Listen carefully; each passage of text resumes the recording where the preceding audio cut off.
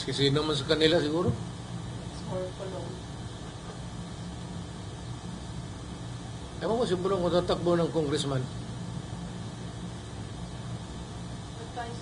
Pero ako kay Pulong, alam mo ano? Ganito ang trabaho ng congressman eh.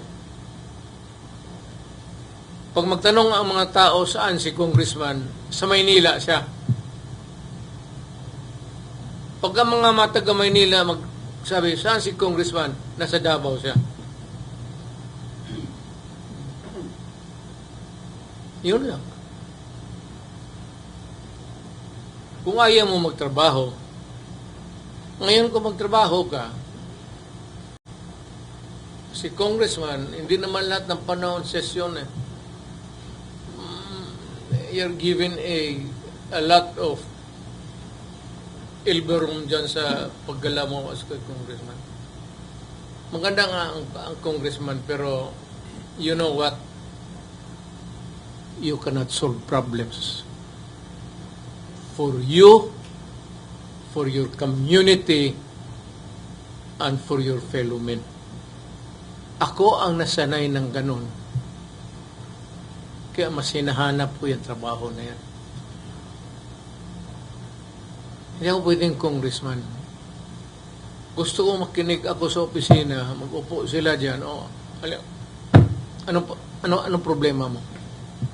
Sir, ganito sir, yung asawa ko, away kami, tapos iniwan ako, sumama sa ibang lalaki. O, padala mo pa ng pera, sabi mo, manang balik dito. At saka maghanap ko ng iba, putang ina, karaming diyan pwede magtanong ng ganon. Karaming babae dito, tapos yan ang sabi mong problema sa akin. Hindi yan problema. Huwag kang magsumbong sa akin na iniwan ka ng asawa mo. Putang ina, dapat nga mag-blow out ka dito. Dalahan mo ako ng lechon. Ayaw mo pa yan. May bago ka na naman. Yung sa media, oh, maganda. Maganda yung... Sadya ba yung ano mo, o natural? Natural. O, pinabutas mo lang siguro yung ano.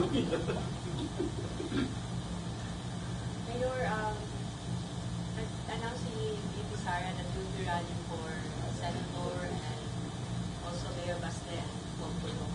Ang totoo talaga niyan, we have yet to sit down.